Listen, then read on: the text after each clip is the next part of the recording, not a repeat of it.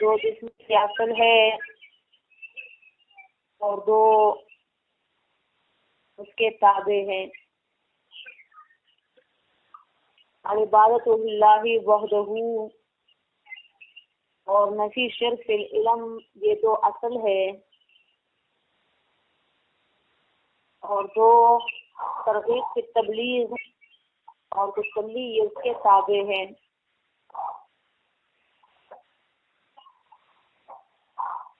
اس صورت میں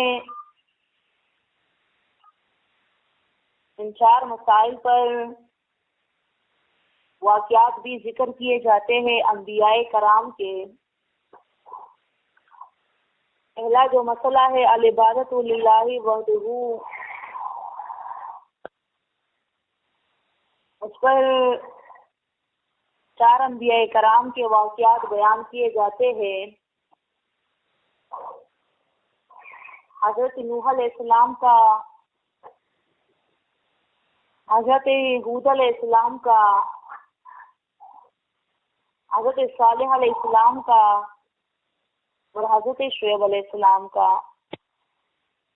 دوسرے مسئلے پر دو واقعات بیان کیے جاتے ہیں جو نفی شرک فی العلم ہے۔ ایک واقعہ حضرت ابراہیم علیہ السلام کا اور دوسرا حضرت لوط علیہ السلام کا، کہ دیکھو انہوں نے بظاہر فرشتوں کو پہچانا نہیں ہے۔ اور تیسرے اور چوتھے مسئلے پر واقعہ بیان کیا جاتا ہے حضرت موسیٰ علیہ السلام کا، دیکھیے انہوں نے بیان بھی کیا، تبلیغ بھی کی، جتنی تکلیفیں ان کو اس راستے میں ملی ان سب کو انہوں نے برداشت بھی کیا۔ انہوں نے ان تکالیف کی وجہ سے بیان کو، تبلیغ کو چھوڑا بھی نہیں۔ پہلے مسئلے پر جو چار واقعات ہیں اس میں سے تین بیان ہو چکے ہیں، حضرت نوح علیہ السلام کا، حضرت ہود علیہ السلام کا اور حضرت صالح علیہ السلام کا۔ اور دوسرا جو مسئلہ ہے اس پر ایک واقعہ بیان ہو چکا ہے حضرت ابراہیم علیہ السلام کا، نفی شرک فی العلم پر۔ کوئی اور اللہ کے سوا عالم الغیب نہیں ہے، صرف اللہ تعالیٰ ہے۔ ابراہیم علیہ السلام کے پاس فرشتے آئے تھے انسانوں کی صورت میں، آپ علیہ السلام نے ان کے سامنے کانا پیش کیا، وہ کانا نکال کے ابراہیم علیہ السلام ڈر گئے کہ یہ برائی کے ارادے سے تو نہیں آئے۔ ابراہیم علیہ السلام نے فرشتوں کو نہیں پہچانا، ڈر گئے، خوف کھا گئے دل میں۔ فرشتوں نے پھر کہا کہ نہ ڈرو، ہم جو ہے تو فرشتے اور خوشخبری دینے آئے ہیں۔ اور قوم لوط کے تو ابراہیم علیہ السلام نے پوچھا تو خوشخبری دینے تو ایک فرشتہ بھی آ سکتا تھا، جبکہ ہم لوگ تو کافی تعداد میں آئے ہو، کیا کوئی اور مقصد بھی ہے؟ تو فرشتوں نے کہا کہ ہاں، ہم جو ہے تو لوط علیہ السلام کی قوم کی طرف بھی بھیجے گئے ہیں۔ ابراہیم علیہ السلام نے قوم میں تو لوط بھی ہے، ابراہیم علیہ السلام کی نتیجہ تھا، سن کے فرشتوں نے کہا کہ ہاں ہمیں پتا ہے کہ باقی واقعہ دوسری جگہوں پر ہے، یہاں پر یہ لفظ آیا ہے کہ ایجاد الناس کی قوم لوط، وہ ہمارے ساتھ قوم لوط کے بارے میں بحث مباحثہ کر رہے تھے۔ فرشتوں نے یہی کہا تھا کہ نہیں، رسول اسلام تو بچیں گے اور ان کے پیروکار، باقی لوگ جو ہے تو نہ ماننے والے اور جو ان کی بیوی ہے تو وہ عذاب میں رہ جائے گی۔ تو یہ واقعات بیان ہو چکے ہیں، تین پہلے مسئلے پر، ایک دوسرے مسئلے پر۔ آج کے سبق میں سورہ ہود آیت نمبر 77، آیت نمبر 77۔ اب یہاں سے دوسرا واقعہ نفی شرک فی العلم پر حضرت لوط علیہ السلام کا۔ ابراہیم علیہ السلام سے فرشتے ہو کر لوط علیہ السلام کے پاس آ گئے۔ تو لوط علیہ السلام نے بھی دیکھو بظاہر فرشتوں کو پہچانا نہیں، کیونکہ وہ لڑکوں کی صورت میں تھے، انسانوں کی صورت میں آئے تھے۔ لوط علیہ السلام ابراہیم علیہ السلام کے بھتیجے تھے۔ ابراہیم علیہ السلام نے جب دعوت دی لوگوں کو توحید کے لیے، تو ایک ان کی بیوی جو سارا بیوی تھی انہوں نے مانا، اور ایک یہ ان کے غالباً کے چچا کی بیٹی بھی تھی، اپنی تھی، اور دوسرے جو تھے تو ان کے بھتیجے حضرت لوط علیہ السلام، انہوں نے مانا۔ باقی کوئی بھی نہیں مان رہا تھا، یہاں تک کہ ابراہیم علیہ السلام کو آگ میں ڈال دیا۔ آگ سے صحیح سلامت نکلنے کے بعد بھی 7 سال تک ابراہیم علیہ السلام بیان کرتے رہے۔ نمرود نے اعلان کیا تھا کہ اس کو کچھ کہنا نہیں، لیکن اس کی بات بھی نہیں مانی۔ پاس سے گزرتے ہوئے کانوں میں انگلیاں ٹونس لینی ہے تاکہ اس کا بیان نہ سنو۔ ابراہیم علیہ السلام نے سوچا کہ ایسے تو ہو نہیں سکتا، 7 سال تک کوئی فرق نہیں پڑا ان کو۔ پھر آپ علیہ السلام نے جو ہے تو ہجرت کر لی کہ بس ہجرت ضروری ہے، یہاں پر کوئی نہیں مانتا، دوسری جگہ کوئی مان لے گا۔ اپنے ساتھ اپنی بیوی سارا بیوی کو اور بھتیجے لوط علیہ السلام کو لیا اور ہجرت کرنے لگ گئے۔ ہجرت کر رہے تھے کہ رستے میں اللہ نبی کریم کی طرف سے وحی آ گئی، شام کے قریب تھے، اللہ نبی کریم کی طرف سے وحی آ گئی کہ تم تو چلے جاؤ، دریا کو پار کر لو ابراہیم علیہ السلام، اور جو لوط ہے تو یہ پار نہ جائے بلکہ یہ دریا کے اس کنارے علاقہ ہے، دوسری سائڈ پر سدوم جس کو بولا جاتا ہے، نیچے کی طرف یہ چلا جائے۔ یہ بھی پیغمبر ہے سدوم کے علاقے کی طرف، مہاجر پیغمبر تھے لوط علیہ السلام، یہ اس قوم میں سے نہیں تھے، مطلب سدوم کے نہیں تھے۔ لوط علیہ السلام وہاں پر چلے گئے، ابراہیم علیہ السلام دوسری جگہ ہجرت کر گئے، دریا کے پار کر گئے۔ اب لوط علیہ السلام نے اپنی قوم کو بیان کیا، ان کی قوم میں 2 برائیاں تھی، شرک و طاغی تھا، لیکن ساتھ ساتھ ان کی قوم میں لواطت کی بیماری بھی تھی، ساتھ ہی ساتھ ان کی قوم میں ہم جنس پرستی بھی تھی۔ ہم جنس پرستی یعنی کہ مرد مرد کے ساتھ، لڑکا لڑکے کے ساتھ غلط کام کرتے تھے، بدفعلیاں کرتے تھے۔ لوط علیہ السلام نے ان کو منع کیا شرک کے ساتھ ساتھ اس کام سے بھی، لیکن ہمیشہ کے لیے یہی بات ہے کہ جب آپ منع کرو گے لوگوں کو، آج نیٹ کو پتہ نہیں ہوا کیا ہے، بار بار ریکنیکشن ہو رہے کال اور کٹ بھی رہی ہے کال۔ تو جب آپ حق بیان کرتے ہو تو آپ کے گلے میں کوئی ہار تو نہیں ڈالے گا، آپ کو بہت ساری باتیں سننا پڑے گی، مشکلات برداشت کرنا پڑے گی، تکلیفیں آئے گی۔ اگر کسی کو تجربہ نہیں ہوا تو حق بیان کر کے دیکھیے ذرا، حق بیان کرنے والے کی جگہ گاؤں میں بھی نہیں ہوتی، ہمارے یہاں پشتو میں بولا جاتا ہے، تو اس کو چھوڑا ہی نہیں جاتا۔ لوط علیہ السلام نے بھی حق بیان کیا، وہ لوط علیہ السلام کی بھی ڈرتے ہو جاتے تھے اور مانتے ہی نہیں تھے، یہاں تک کہ ان کی وجہ سے دوسرے گاؤں کے لوگوں نے اس علاقے سدوم کی طرف آنا ہی چھوڑ دیا تھا۔ یہاں پر یہ نہ اپنوں کو چھوڑتے تھے، نہ پرایوں کو چھوڑتے تھے، نہ مہمانوں کو چھوڑتے تھے، نہ راہ چلتوں کو چھوڑتے تھے۔ ان کے پل پر سے کوئی گزرتا نہیں تھا، ان کی زمینوں پر کوئی گزرتا نہیں تھا کہ یہاں پر یہ قوم رہا کرتی تھی، لڑکے اور مرد وغیرہ، بوڑھوں کو بھی نہیں چھوڑتے تھے۔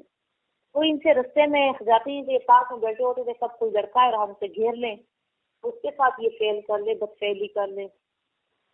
تو لوط علیہ السلام وہ بیٹھے ہوئے تھے کہ چند مہمان ان کے پاس آئے، پیارے پیارے خوبصورت لڑکے تھے۔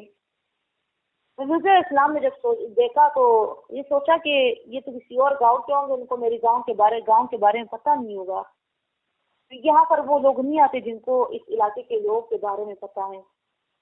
خیر تو مہمان اور ناشنا بھی تھے، جانتے بھی نہیں تھے لوط علیہ السلام ان کو۔ لوط علیہ السلام نے ان کو اپنی بیٹھک میں بٹھا دیا اور ساتھ ہی ساتھ جو ہے تو خفا بھی تھے، دل میں بہت تنگ تھے، ان کو اپنی قوم کا پتہ تھا کہ وہ کیا کرنے والی ہے اب آگے۔ ویسے ہی ہوا جو لوط علیہ السلام اندازہ تھا، آپ بہت ہی دل میں تنگ تھے، پتھریوں میں تنگ تھے، جیسے یہ کیوں آئے۔ یہ نہیں مہمانوں کے آنے پر تنگ نہیں تھے، یاد رکھیے، مہمانوں کے آنے پر کوئی بھی قوم تنگ نہیں ہوتی، مسلمان تنگ نہیں ہوتے، باقی قومیں نہیں، مسلمان نہیں تنگ ہوتے۔ مسلمان جو حقیقت میں صحیح مسلمان ہو تو وہ مہمانوں کو اپنے لیے باعث رحمت سمجھتے ہیں، اور ہاں جن کو اسلام پر اللہ پر یقین نہ ہو تو وہ مہمانوں کو پھر جہنت سمجھتے ہیں، کنجوسی اور بخل سے کام لیتے ہیں۔ تو مہمان کے آنے پر مسلمان تو خوش ہوتے اور پھر پیغمبر جیسے مسلمان مہمانوں کے آنے پر تنگ نہیں تھے، بلکہ حضرت لوط علیہ السلام مہمانوں کی بےزتی پر تنگ تھے کہ اب میری قوم ان کی بےزتی کرے گی، اور ایسے ہی ہوتا ہے۔ خدا نہ خواستہ اگر کسی گھر میں ایسا کوئی فرد موجود ہے جو مہمانوں کے آنے پر تنگ ہوتا ہے، یا وہ مہمانوں کے ساتھ کنجوسی سے کام لیتا ہے، یہ ان گھر والوں کو چیز کرتا ہے کہ تمہارے مہمان آتے ہیں، اس گھر کے افراد آپ دیکھیں اس گھر میں پھر لڑکا اپنے دوستوں کو نہیں لے کر آتا، تو اس کا باپ ایسا ہے فیصلہ مہمانوں کے سامنے میری بےزتی کر دے یا میرے دوستوں کی بےزتی کر دے، اس گھر میں وہ لڑکا اپنے دوستوں کو نہیں باہر ان کو کھلاتا رہتا ہے کہ میرا باپ ان کی بےزتی نہ کر دے، میری بےزتی ان کے سامنے نہ ہو جائے۔ اسی طرح کوئی لڑکی اس کی ساس ہے، ماں ہے، ہوتا تو نہیں ہے ویسے دل فرض میں کہتی ہوں، مہمانوں پہ کوئی تنگ نہیں ہوتا، کبھی کبھار کیسے جیسے ہوتے بھی ہے، اس کی ماں مہمانوں پر تنگ ہوتی ہے، احساس تنگ ہوتی ہے، اس کی دوستی آ رہی ہے، مہمان آ رہے ہیں، یا اور کوئی چھوڑے یا چھوڑے 10 کے ساتھی آ رہے ہو، کیونکہ 10 کے ساتھی کے کسی کو اچھے نہیں رہتے، خاص کر ساسوں کو، گھر آئینی کیا مار رہے جا رہے، گھر گندا ہو رہے تو غصہ آتا ہے بڑوں کو، اور آپ پھر تنگ ہوتے کہ اب میرے شاگردوں کی ساتھیوں کی بےزتی نہ ہو جائے، تو میری بےزتی ان کے سامنے نہ ہو جائے، ہر ٹائم یہ طرح کا کام کرتے یہ کرتے، تو بندہ مہمانوں پر تنگ نہیں ہوتا، ان چیزوں پر تنگ ہوتا ہے، بےزتی پر تنگ ہوتا ہے۔ حضرت اسلام کو اپنی قوم کا پتا تھا کہ وہ پل پر سے ان کے زمینوں کی جائیداد پر سے کوئی گزرتا تھا، ان کو بھی نہیں چھوڑتے تھے، حضرت اسلام کو پتا تھا میری قوم ان کی بےزتی کریں گے، آ کر آپ تنگ پڑ گئے، پھر فرشتوں نے تسلی دی کہ آپ خفا نہ ہو، پریشان نہیں، یہ ہماری بےزتی نہیں کر سکتے کیونکہ ہم فرشتے ہیں، ہم انسان نہیں ہیں۔ وَلَمَّا جَاءَتْ رُسُلُنَا لُوطًا سِيءَ بِهِمْ وَلَمَّا جَاءَتْ رُسُلُنَا، اور جب آئے فرشتے ہمارے لوط علیہ السلام کے پاس، سِيءَ بِهِمْ، تو خفا ہو گئے ان کے آنے پر، وَضَاقَ بِهِمْ ذَرْعًا، اور تنگ پڑ گئے ان کے آنے پر پسلیوں میں، جیسے دل کا کسی نے پسلیوں میں دبا دیا ہو۔ بندہ جب تنگ ہوتا ہے، خفا ہوتا ہے، تو جیسے کسی نے دل کو دبا رکھا ہو، دل کو مٹھی میں جکڑ رکھا ہو، یہ پسلی آپ اس میں سے جکڑی جا چکی اور دل اس کے اندر بند ہو، پوری سانس تک وہ نہیں لے سکتا، اور اسی طرح وہ صحیح طرح سے سانس بھی نہیں لے سکتا اور تنگ ہوتا ہے، جیسے دل کسی نے پکڑ رکھا ہو مٹھی میں۔ حضرت علیہ السلام بھی تنگ پڑ گئے تھے پسلیوں میں، یعنی کہ پسلیاں تو آپس میں تنگ نہیں ہوئی تھی، پیوست نہیں ہوئی تھی، دل تنگ پڑ گیا تھا کہ مہمان کیوں آئے۔ وقال، اور کہا لوط علیہ السلام نے، ھذا یوم نصیب، یہ ہے دن سخت، بڑا سخت دن ہے آج کا، پتہ نہیں آگے کیا ہونے والا ہے، ان کا پول بھی کھل جائے گا اور میرے مہمانوں کی بےزتی بھی ہو جائے گی۔ وَضَاقَ بِهِمْ ذَرْعًا، تنگ پڑ گئے پسلیوں میں۔ میرے اساتذہ کرام، اللہ تعالیٰ ان کو دونوں جہانوں کی خوشیاں نصیب فرمائے، اللہ ان کو شاد اور آباد رکھے۔ یہاں پر ایک مسئلے کی وضاحت کرتے ہیں کہ شہر میں کوئی خرابی ہے آج، اچھا بار بار کوئی کچھ ہو رہا ہے اس میں، معلوم نہیں کنیکٹ ہو رہی، پتہ نہیں مسئلہ کیا ہے اس میں، اور شہر میں کوئی خرابی آ چکی، ہینگ بھی ہو رہا ہے بار بار، ایپ یہ اور ایپ وہ پتہ نہیں کیا لکھا رہا ہے۔ تو لوط علیہ السلام جو تھے، نہیں سوری، یہاں پر وہ ایک مسئلے کی وضاحت کرتے ہیں کہ حدیث میں آتا ہے، صحیح حدیث مبارکہ ہے کہ جب ایک نیک مردے کو قبر میں رکھا جاتا ہے تو اس کے لیے قبر 70 گنا ایک طرف اور 70 گنا دوسری طرف جو ہے تو کھل جاتا ہے، اور اس کے لیے جنت کی کھڑکی کھول دی جاتی ہے اور اس میں سے جنت کے نظارے کرتا رہتا ہے۔ اور دوسرا ایک فاجر فاسق کو، کافر کو جس قبر میں رکھا جاتا ہے، یہ قبر 70 گنا اس پر جو ہے تو تنگ کر دیا جاتا ہے، 70 گز تک، یعنی گنا یعنی گز، 70 گز ایک طرف 70 گز دوسری طرف، اتنا تنگ کر دیا جاتا ہے کہ اس کی پسلیاں آپس میں پیوست ہو جاتی ہیں، اس فاجر فاسر کی پسلیاں آپس میں پیوست ہو جاتی ہیں۔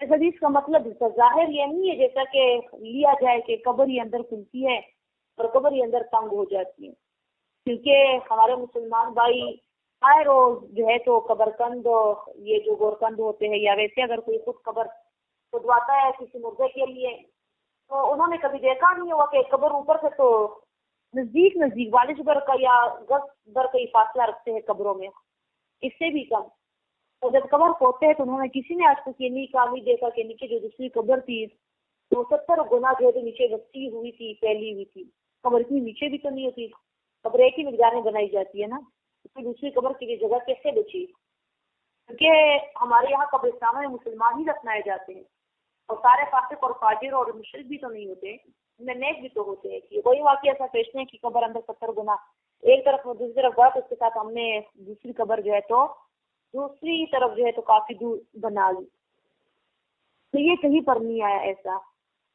اور نہ یہ دوسری بات کہ قبر کو 70 گنا جو ہے تو تنگ کر دیا جاتا ہے، یہاں تک کہ اس کی تصویر جو ہے تو مردے کی آتش میں پیوست ہو جاتی ہے. نہیں، دراصل جیسے یہاں پر یہ معنی ہم نے کی نا وضاحت بھی ذرا اور تنگ پڑ گئے پسلیوں میں. معنی دراصل یہی ہے کہ قبر میں جب نیک مردہ رکھا جاتا ہے تو وہ نیک مردہ اور نیک میت اس کے لیے قبر کھول دی جاتی ہے، یعنی اس کے لیے خوشیاں ہو جاتی ہے، اس کا دل کھل جاتا ہے، جنت کا دروازہ اس کے لیے کھول دیا جاتا ہے. اور جب اس کی قبر کو تنگ کیا جاتا ہے مطلب اس کا دل تنگ ہوتا ہے. یہ تنگی سے کنایا ہے کہ قبر اس کی بڑی تنگ ہوتی ہے اور اس کے اندر تنگ ہو جاتا ہے. اللہ ربی کریم فرماتے ہیں وَذَاكَ بِهِمْ ذَرَانَا، اور تنگ پڑ گئے ان کے آنے سے پسیوں میں. وَقَالَ، اور کہا هَذَا يَوْمٌ عَسِيرٌ، یہ ہے دن سختا. وَجَاءَهُ قَوْمُهُ يُهْرَعُونَ إِلَيْهِ، وہی ہوا جس کا ڈر تھا. وَجَاءَهُ قَوْمُهُ يُهْرَعُونَ إِلَيْهِ، اور آئی ان کے پاس قوم ان کی يُهْرَعُونَ إِلَيْهِ، بگائی گئی ان کی طرف. جیسے یہ گورے اپنے چارے کو دیکھ کر ہنہنا کر جاتے ہیں، رو ہو کر کے جاتے ہیں، خوش ہو کر، جیسے ایسے اب کیا لفظ بولوں، بچپن میں ہر طرح کے الفاظ آتے ہیں، لیکن جیسے ناچ ناچ کر جاتے ہیں، پاؤں کو اٹھا کر جاتے ہیں، بھاگ کر خوشی سے جاتے ہیں، جیسے ان کو بگایا گیا ہو. اسی طرح یہ بھی جیسے انہوں نے چھارا دیکھ لیا اور بھاگ کر جیسے کسی ان کو پیچھے سے بگایا ہو، یہ آ گئے. وَجَاءَهُ قَوْمُهُ يُهْرَعُونَ إِلَيْهِ، اور آئی ان کے پاس قوم ان کی يُهْرَعُونَ إِلَيْهِ، بگائی گئی ان کی طرف. وَمِن قَبْلُ، اور تھے یہ پہلے، كَانُوا يَعْمَلُونَ السَّيِّئَاتِ، اور پہلے كَانُوا تھے یہ يَعْمَلُونَ السَّيِّئَاتِ، عمل کرنے والے برے. قَالَ يَا قَوْمِ، کہا لوط علیہ السلام نے، یا قوم، میری قوم، ہاؤلائی بناتی، یہ قوم کی بیٹیاں، بناتی میری بیٹیاں ہیں، یہ تمہاری بیویاں میری بیٹیاں ہیں، یہ قوم کی بیٹیاں میری بیٹیاں ہیں. اُنَّا طَہْرُ لَكُمْ، یہ زیادہ پاکی کی سبب ہے تمہارے لیے. فَاتَّقُوا اللَّهَ، تو ڈرو اللہ سے. وَلَا تُخْزُونِي فِي ضَيْفِي، اور مجھ کو نہ شرماؤ مہمانوں کے سامنے. أَلَيْسَ مِنكُمْ رَجُلٌ رَشِيدٌ، آیا نہیں ہے کوئی تم میں سے آدمی سمجھدار. قوم آ گئی، مہمان بیٹھے ہیں اور قوم کڑی ہے، دیواریں پار کر کے آ گئی. پلانگ، کیونکہ دروازے تو بند تھے، دیواریں پلانگ کر آ گئی قوم ان کی. یہ آدمی سارے آ گئے، لڑکے، اور لوط علیہ السلام کے آس پاس لڑکوں کے کھڑے ہو گئے اور ان کو دیکھ رہے. ان کو ہمارے ساتھ چھوڑ دو، ان کی لڑکی اور ان پر ہمارا حق اللہ، یہ لڑکے اور ان کو ہمارے ساتھ چھوڑ دو، ہم ان کو لے جانے آئے ہیں. لوط علیہ السلام نے کہا دیکھو، نہ کرو ایسا، نہ کرو. اور تم جس کام کے لیے لڑکوں کو لے کر جانا چاہتے ہو، تو جیسے یہ میرے مہمان ہیں، ان کے سامنے مجھے نہ شرما. کہ تمہارے گھروں میں بیٹی ہے نا، تمہاری بیویاں ہمیں بھی بیٹیاں ہیں، تو جاؤ اور جو تم نے کرنا ہے ان کا حق ہے کہ تم ان کے ساتھ کرو، اور اپنا سارا کچھ جو تم کرتے ہو تو ان کے ساتھ کرو، اور لڑکوں کے ساتھ یہ نہ کرو، یہ تو مہمان ہے میرے. لوط علیہ السلام نے سمجھانا چاہا لیکن وہ نہیں سمجھے. لوط علیہ السلام نے آخر کار کہا لیس منکم رجل رشید، کیا تم میں کوئی ہوشیار آدمی نہیں ہے تو تم میں سے نکل کر تم لوگوں کو سمجھائے؟ میری بات کو تو تم سمجھ ہی نہیں رہے. یہاں پر یہ لفظ یا قومی ہاؤلائی بناتی ہے، میری قوم، یہ میری بیٹیاں ہے. تو بعض لوگ کہتے ہیں معاذ اللہ استغفر اللہ کہ لوط علیہ السلام نے ان کو اپنی بیٹیاں پیش کر دی اپنی قوم کو. یہ لو میری بیٹیوں کو لے کر جاؤ، ان کے ساتھ جو کرنا ہے تو ان کے ساتھ جو کرنا ہے وہ کرو، لیکن دیکھو یہ مہمان ہے، ان کے سامنے مجھے نہ شرماؤ. ایسا ہو ہی نہیں سکتا. تو ایسا جو ہے تو ہو ہی نہیں سکتا کہ پیغمبر مہمانوں کو تو بچائے، مہمانوں پر تو خفا ہو، اور اپنی غلطیاں وہ قوم کے حوالے کر دے کہ ان کے ساتھ رخ. اور پیغمبر ایک عام انسان ایسا نہیں کر سکتا، مسلمان بھی ایسا نہیں کر سکتا. غیرتی مسلمان بغیرت ہو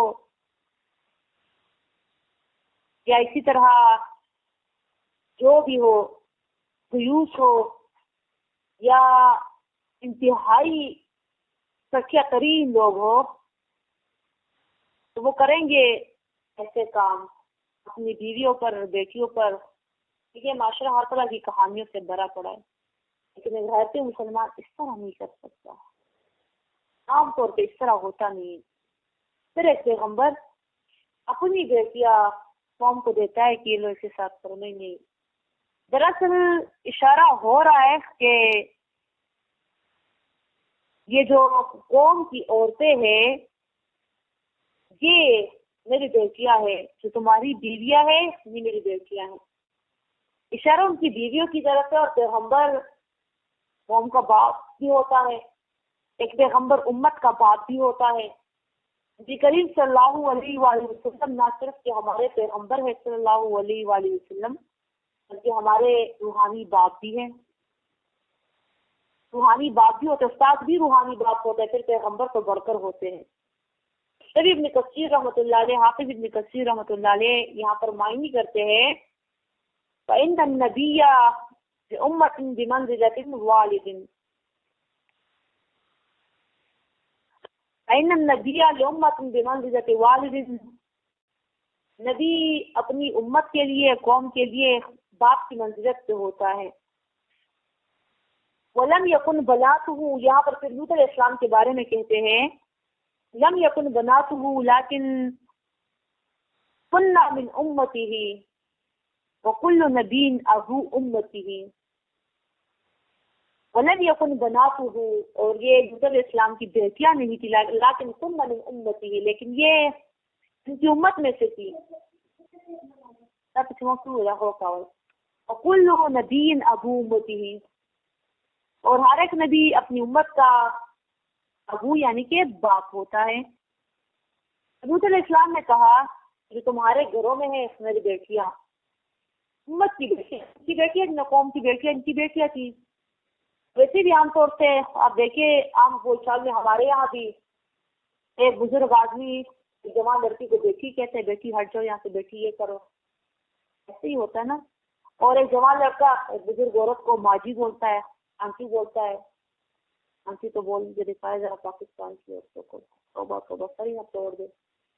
ماجی بول دیتا ہے یا کچھ اور بول دیتا ہے، لیکن بزرگوں والے نام لیتا ہے. یہ عام طور سے بیٹا اور ماجی یہ لفظ بولے جاتے ہیں. تو اسی طرح پیغمبر بھی لوط علیہ السلام بھی کہتے ہیں کہ تمہاری بیوی میری بیٹیاں ہے، جو کرنا ہے ان کے ساتھ کرو، حق حلال ہے تمہارے لیے. قالوا لقد علمت ما لنا في بناتك من حقنا. قالوا کہا انہوں نے، لقد علمت تاکید کے ساتھ جانتے ہو تم، ما لنا فی بناتک من حق، نہیں ہے ہمیں تمہاری بیٹیوں میں کوئی خواہش. ہمیں لوط لڑکیوں کی کوئی خواہش نہیں ہے علیہ السلام، ہمیں لڑکیوں کی کوئی خواہش نہیں ہے، تمہیں پتہ ہی ہے. وَإِنَّكَ لَتَعْلَمُ مَا نُرِيدُ، اور بے شک تم خوب جانتے ہو وہ جو ہم چاہتے ہیں. باقی تم جانتے ہو کہ ہم کیا چاہتے ہیں. ہم لڑکوں کے دل دادا ہیں، ہمیں لڑکے چاہیے. حیا سے جو کود جاتے ہیں، حیا سے جو کود جاتے ہیں وہ نہ پھر بڑے کا لحاظ کرتے ہیں، چاہے وہ لڑکی ہی کیوں نہ اور لڑکا ہی کیوں نہ. پھر ان کی آنکھوں سے ماں باپ کے سامنے بھی حیا نکل جاتی ہے، اور آج کل تقریباً نکلی ہوئی حیا سب کی آنکھوں سے نکلی ہوئی ہے. خود کھڑے ہیں لوط علیہ السلام کے سامنے، جب بے حیا ہو جاتی ان کی حیا ختم ہو جاتی ہے. ہمیں لڑکے پسند ہے، لوط ہمیں لڑکیاں نہیں پسند. یہاں پر تمام لکھتے ہیں مفسرین کہ بے حیا ہو گئے تھے، حیا سے کود گئے تھے۔ آج کل جیسے لڑکے لڑکیاں سے ہوتی ہے مجھے یہ پسند ہے اور میں اسی سے شادی کروں گی، سارے تقریباً بہت کم لڑکے بھی میں خودکشی کر لوں گا، میں نے شادی اسی سے کر دی۔ پہلے وقتوں میں لڑکی کے سامنے شادی کا نام ہی نہیں لیا جاتا تھا، اور لڑکی بھی شادی کے نام پر ایسے گٹری بن جاتی تھی، ایسے خود میں سمٹ جاتی تھی، میرے پٹا رکھ کر بھاگ جاتی تھی۔ اب حیات یہ اتنا نہیں تھا، لیکن یہ روایات تھی، دین تک اتنا لوگ فالو نہیں کرتے تھے، نہ اتنی ضرورت تھی، کچھ بھی نہیں تھا، سب روایات کو کم از کم لوگ فالو کرتے تھے۔ آج دین تو بہت بڑھ گیا ہے، بیانات بہت بڑھ گئے ہیں، لیکن حیا ختم ہی ہوتی جا رہی ہے، کیونکہ روایات کی پاسداری نہیں کی جاتی۔ حیا صرف دین سے تو نہیں ہوتی، حیا گھر سے سکھائی جاتی ہے، یاد رکھیے۔ حیا بہت کم لوگ دین سے ایکسیپٹ کرتے ہیں، وہ خود بڑے ہو کر خود قرآن کے آگے بیٹھ کر خود برقع شروع کر لے، الگ بات ہے، لیکن حیا جو ہے تو روایات سکھاتی ہے کہ بندہ بچپن سے ماں باپ لڑکی کو حیا میں رکھے، اسے سمجھائے، دوپٹے کا کہے، اسے لڑکوں سے دور رکھے، لڑکوں کے بارے میں سمجھائے، لڑکوں سے دوستی کے بارے میں سمجھائے، ماں سارا کچھ سمجھائے، اور پھر سے جیسے ہی بری ہو 12-13 سال کی اسے برقع پہنائے، بے شک منہ نہ چھپائے لیکن اس کا جسم چھپا رہے، تب لڑکی کا جسم نمایاں ہونے لگتا ہے۔ پھر وہ برقعے میں کھلا ڈھیلا جالا برقع پہنائے، گھر سے سکھائی جاتی ہے، اور دین سے حیا سیکھی جاتی ہے، لیکن گھر میں تو دین نہیں ہوتا، ہر گھر میں تو دین نہیں ہوتا، لیکن روایات تو ہوتے ہیں نا۔ اور ہم مسلمانوں کے اور ہم پاکستانیوں کے ہم ایشیائی لوگ کے تو یہ روایات بھی ہے، لڑکی کو گھر میں رکھنا، پردے میں رکھنا، دوپٹے کا کہنا، برقعے کا کہنا۔ دین تو ہر گھر میں نہیں ہوتا، ہاں دین سے جو کر لیتے ہیں حیا بہت خوش نصیب لوگ ہوتے ہیں کہ وہ اچانک ہی اس رستے کی طرف آ جاتے ہیں۔ پہلے وہ بڑے خود کو گمراہ سمجھتے ہیں یا بے حیا سمجھتے تھے، جو بھی سے ہوتے تھے، لیکن پھر وہ سدھر جاتے ہیں، برقع پہن لیتے، سارا کچھ کر لیتے، لیکن حیا ماں سکھاتی۔ آج کل مائیں نہیں سکھاتی بچوں کو، بالکل بھی نہیں سکھاتی۔ جب ماں حیا نہیں سکھائے گی لڑکی کیسے سیکھے گی؟ بچپن سے اس کو دوپٹے کا نہیں کہتی، بچپن سے اسے قمیص شلوار نہیں پہناتی، بڑی ہو کر 12 سال کی بھی چھوٹی ہے تب اسے کپڑے نہیں پہناتی، اور پھر جب یہی لڑکی بڑے ہو کر یہ سارے طریقے اپناتی ہے جو اس کی ماں کرتی آئی ہے، یا جو اس کو منع نہیں کیا، ماں خود جیسی بھی لیکن اس کو منع نہیں کہ اس کو کہا نہیں، تو گناہ ہے نا، ماں کا گناہ ہے نا۔ اور پھر یہ جاتی ہے، آتی ہے، بے پردہ اس کو یونیورسٹی میں داخلہ مل جاتا ہے، داخلہ دلوا دیتی ہے ماں سے، وہاں پر جو کرتی ہے پھر وہاں کہتے ہائے ہمیں شرم آ رہی ہے، تو میں نہیں شرمایا، دیوار میں سب سے پہلا ہاتھ تمہارا ہے۔ بچے کی اولین درجہ ماں کی گود ہوتی ہے۔ ہاں بعض اوقات یہ بھی ہوتا ہے کہ بچے ہی بدبخت ہوتے ہیں، ماں بڑا سکھاتی ہے، سمجھاتی ہے، وہ الگ بات ہے، ان لوگوں کو پھر اللہ چاہے تو قرآن سے ہدایت دیتا ہے، نہیں تو وہ ایسے ہی ہوتے ہیں، اللہ ان کو سدھارے۔ لیکن اکثریت آج کل کی مائیں نہیں سکھاتی ہے، وہ خود چاہتی ہے کہ ہماری بیٹیاں نمایاں ہو، خود ہی پینٹ شرٹ پہناتی ہے، خود ہی ان کو دوپٹے کا نہیں کہتی، خود ان کو نماز کا نہیں کہتی، خود ان کو برقعے کا نہیں کہتی، خود ہی ان کو لڑکوں کے ساتھ داخلے دلواتی ہے۔ زیادہ تر آج یہی ہوتا ہے، اس کو گناہ ہی نہیں سمجھا جاتا، پہلے اس کو گناہ سمجھا جاتا تھا، پہلے اس کو شرم سمجھا جاتا تھا، دین کا اتنا نہیں پتا تھا لوگوں کو، لیکن شرم کا پتا تھا، اور دین کا تو آج بھی لوگوں کو نہیں پتا، لیکن شرم بھی چلی گئی، شرم بھی چلا گیا، حیا بھی چلی گئی۔ جو بے حیا ہو جاتے پھر خود ماں باپ کے سامنے سے سینہ پھلا کے کھڑے ہوتے ہیں، جیسے بڑا تیر مار دیا ان کو، مجھے اسلام نے دیا ہے پسند کی شادی کا حق، تجھے اسلام نے دیا ہے، تجھے یہ حق کس نے دیا کہ تم ماں باپ کے سامنے اونچی آواز میں بولو؟ پسند کی شادی یہ لوکی لفنگی ہوتی ہے جو تم کرتے ہو، اسلامی خواہش کے پیچھے بھاگنے والے، یہ پسند کی شادی ہوتی ہے؟ پسند کی شادی ساری رات جانو مانو کھیل کو بولتے ہیں، چیٹنگ کو بولتے ہیں، لڑکے سے ساری رات چیٹ کرو، کال پہ بات کرو، جانو مانو کھیلو، یہ پسند کی شادی ہے؟ اس پسند کی شادی کا تو اسلام نے ہمیں حکم نہیں دیا۔ اسلام نے تو یہ پسند کی شادی کا حکم دیا کہ لڑکے والے رشتہ لے کر جائے لڑکی کے گھر، پھر دونوں کی گھر خیر 5 منٹ کے لیے، 10 منٹ کے لیے، 2 منٹ کے لیے ملاقات کراتے۔ تصویروں میں تو آج کو اتنے زیادہ وہ ہوتے ہیں، پکچر ہوتے ہیں کہ لڑکی دکھاتے ایک ہے اور نکلتی دوسری ہے۔ پیارے ریپر میں جو ہے تو گندی مندی ٹرافک کو جو ہے تو پیش کیا ہوتا ہے۔ پہلے تو شادی کی رات دھوکہ دیا جاتا تھا، اور پہلے سے دھوکہ دے دیا جاتا، پہلے شادی کی رات اتنا میک اپ توپا جاتا تھا، صبح شور بیوی کو نہیں پہچانتا تھا، اب پہلے سے دھوکہ دیا جاتا ہے، اور جب پھر دیکھتے ہیں تو وہ کچھ اور ہی نکل آتی ہے۔ تو یہ اسلامی طریقہ تو یہ کہ ملاقات کرا، یہ تو نہیں کرتے نا یہ نہیں ہے. اب یہ اسلام میں ہے، یہ شادی ہے نا پسند کی، لڑکا لڑکی جب بات پہنچ جائے اینڈ تک، ماں کو بھی پسند آ جائے، لڑکیوں کو ان کی ملاقات کرا دیں. اللہ ان دونوں کی قسمت لکھی ہوگی، ماں باپ ساتھ میں بیٹھ جائیں، پسند کر گئے تو صحیح ہے. لڑکی کو لڑکا پسند نہ ہے، لڑکے کو لڑکی پسند ہے، اب ان کو حق ہے کہ وہ بولے امی میرا دل نہیں ہے سوچتے کا. ماں سے کہے نہ باپ سے، پھر بھی نہ کہے، شرم آتی ہے لڑکیوں کو باپ سے. ماں سے کہے، بہن سے کہے میں اس رشتے پر راضی نہیں ہوں، لڑکا کہے میں اس رشتے پر راضی نہیں ہوں.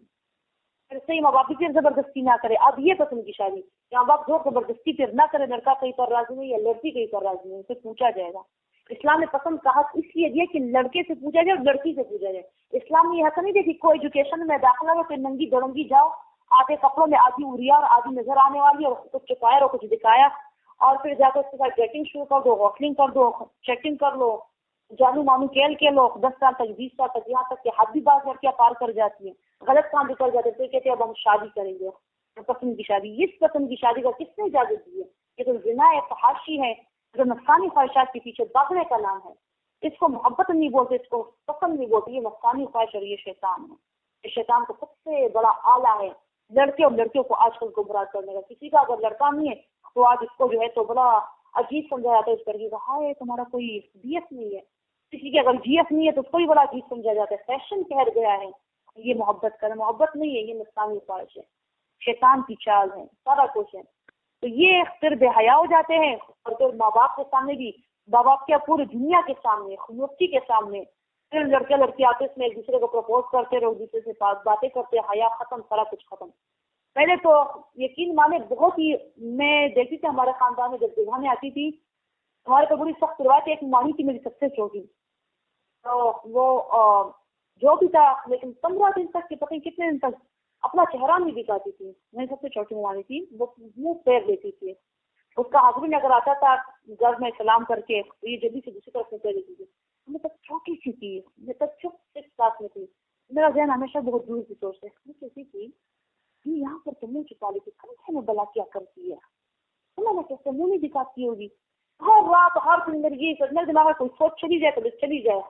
یہاں پر تو یہ جیسے ہی آتے یہ پیچھے کی طرف منہ کر دیتی ہے، منہ پھیر دیتی ہے. کمرہ میں کیا کرتی ہوگی، منہ نہیں دکھاتی ہوگی، پھر ارے کتنی سختی ہوگی ہے. دیکھو اور تو کچھ نہیں پتا تھا کچھ بھی، ہم بہت ہی معصوم تھے. آج کل کے بچے تو چھوڑا پٹاخا ہے، ہم تو 10 کلاس تک بچے کیا تم کی 20 تک ہی معصوم تھے، مطلب پتہ نہیں تھا باتوں کا اسی پر کیا کرتی ہوگی. تو بہت ہی شرم دلہن کو دکھایا نہیں جاتا تھا، اور آج کل تو نمایاں کیا جاتا ہے.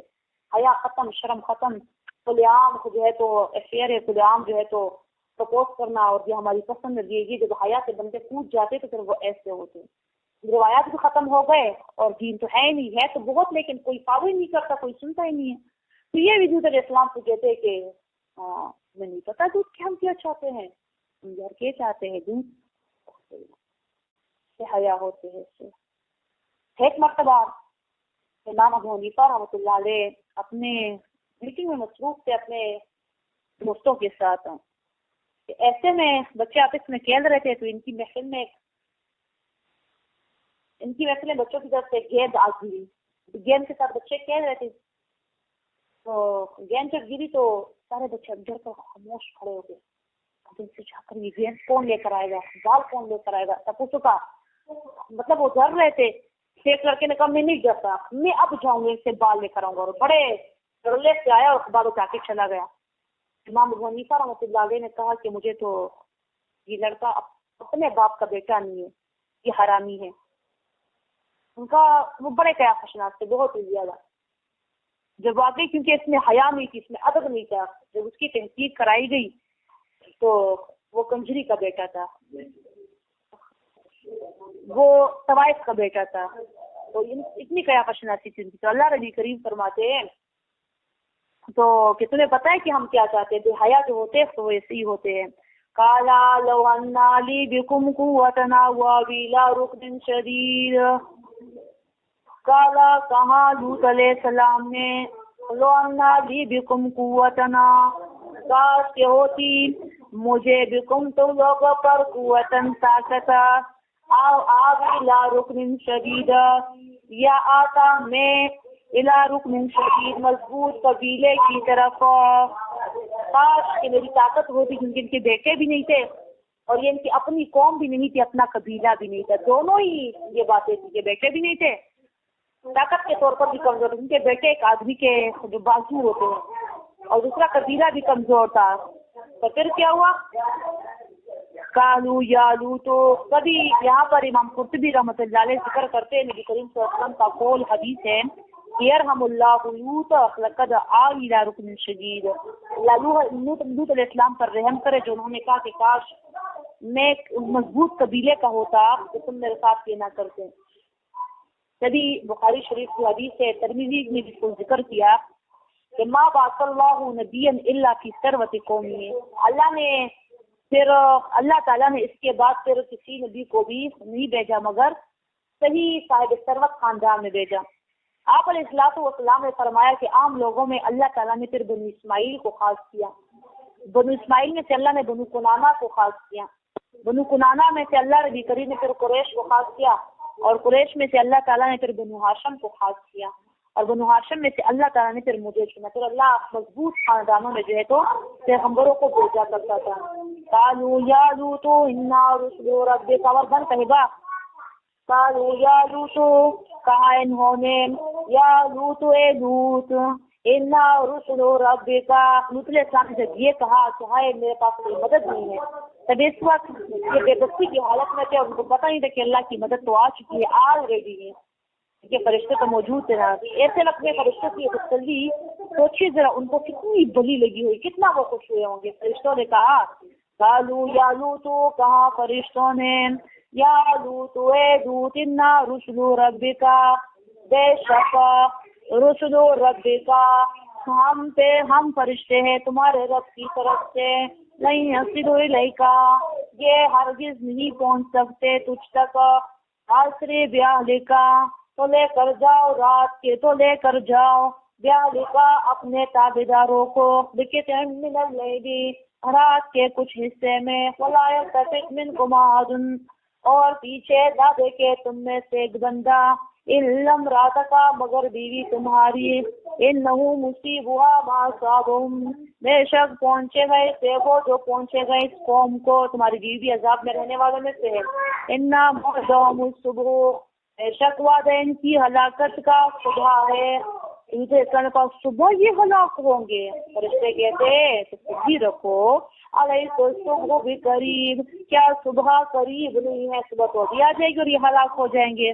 فلما جاء امرنا، تو جب آیا عذاب ہمارا، جعلنا عالیہا سافلہا، عذاب کیوں آیا؟